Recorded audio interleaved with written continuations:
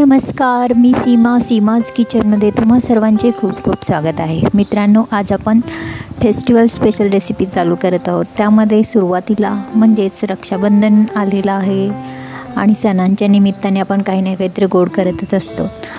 बाहेरून parcel packet आणण्यापेक्षा घरच्या घरी कोणताही पदार्थ केला तर तो छानसुद्धा होतो आणि शिवाय आपल्या डोळ्यासमोर केलेला असल्यामुळे त्याच्यामधील जे पदार्थ असतात ते आपण निवडून घातलेले असतात, चांगल्या पद्धतीचे घातलेले असतात. त्यामुळे घरच्या घरी शक्यतो केलेले खूपच चांगले. त्यासाठीच आजची आपली रेसिपी आहे ती म्हणजे गुलाबजाम. आपण हे घरच्या घरी बनवलेले आहेत, ते सुद्धा खव्यापासून अगदी मऊ लुसलुशीत आहेतच, शिवाय हे तोंडात टाकल्यानंतर पटकन विरघळणारे देखील आहेत. चला तर मग या रेसिपीचे आपण साहित्यसुद्धा पाहूया. शिवाय तुम्ही पाहतच असाल गुलाबजाम किती छान आणि अगदी टम्म फुललेले आहेत आणि एकदम मऊ लुसलुशीत झालेले आहेत. पाकसुद्धा अगदी छान त्याच्यामध्ये मुरलेला आहे. सुरुवातीला आता आपण रेसिपीला स्टार्ट करत आहोत. यामध्ये सुरुवातीला आपण जो गुलाबजामचा पाक आहे तो करून घेऊया. यासाठी इथे मी 1/4 कप साखर घेतलेली आहे. 1/4 कप साखरेमध्ये 1.5 कप पाणी जाणार आहे.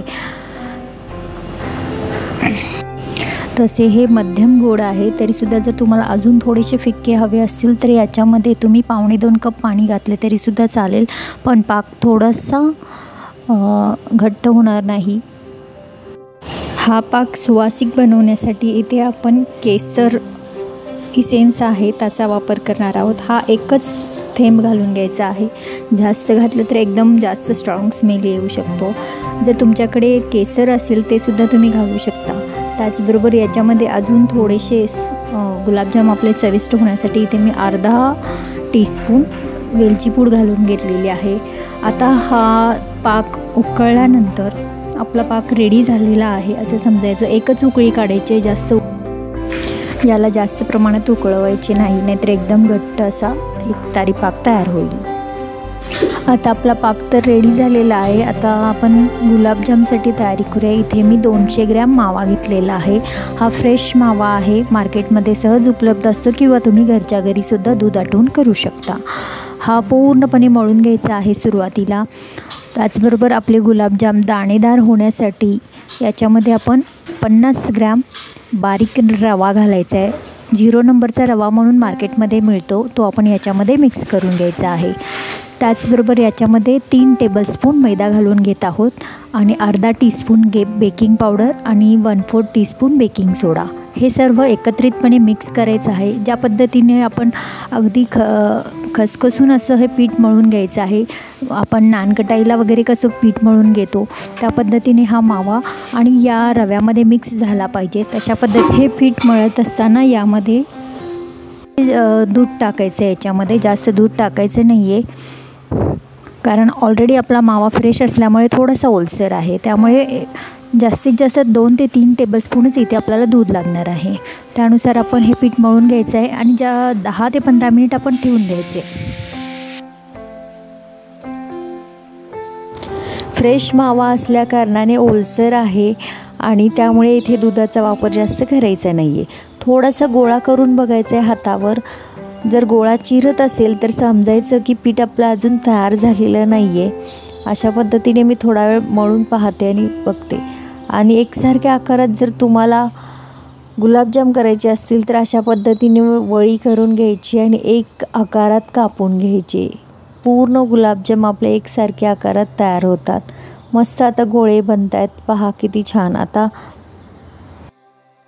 संपूर्ण गुलाबजाम आता आपण करून घेऊया. अगदी हलक्या हाताने प्रेस करत आपल्याला हे गोळे बनवायचे आहेत. जास्त जर दाबून बनवले तर गुलाबजाम फुलणार नाहीत आणि आतून जडशीळ असे तसेच राहून जातील. त्यामुळे अगदी हलक्या हाताने हे गोळे तयार करून घ्यायचे आहेत. मी तेल तापत ठेवलेलेच आहे. आता तुम्ही म्हणाल की तळताना खूपच आपण काळजीपूर्वक तळायचे आहे. तेल सुरुवातीला तापवून घ्यायचं आहे आणि गॅसची आच एकदमच लो ठेवून अगदी पेशन्सने आपल्याला हे गुलाबजाम तळून घ्यायचे आहेत. कारण लो गॅसवरच गुलाबजाम जर तळले तर हे गुलाबजाम हलके फुलके होतील.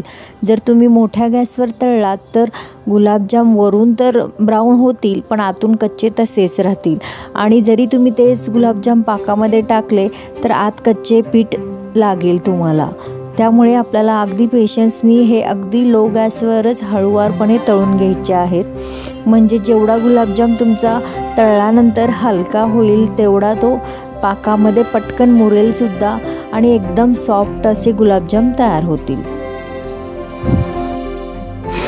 तुम्ही पाहिले असेलच की या गुलाबजामचे ज्यावेळी आपण तेलामध्ये गोळे टाकले त्यामुळे वेळी किती छोटे होते आणि आता तेलात टाकल्यानंतर किती मोठा आकार झालेला आहे. म्हणजे आपले हे गुलाबजाम छान पद्धतीने फुललेले आहेत आणि अगदी हलके तयार होत आहेत आणि अगदी लो गॅसवर तळल्यामुळे अजून फुलणार आणि एकदमच हलके हे गुलाबजाम तयार होणार.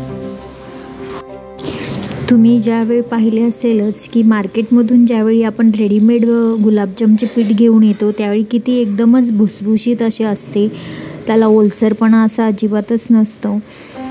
त्यामुळे आपल्याला याच्यामध्ये दूधाचे प्रमाण म्हणजे 1/4 कप तरी आपण या प्रमाणात टाकत असतो किंवा पाणी. दुधाच्या ऐवजी पाणीसुद्धा बरेच जण वापरतात.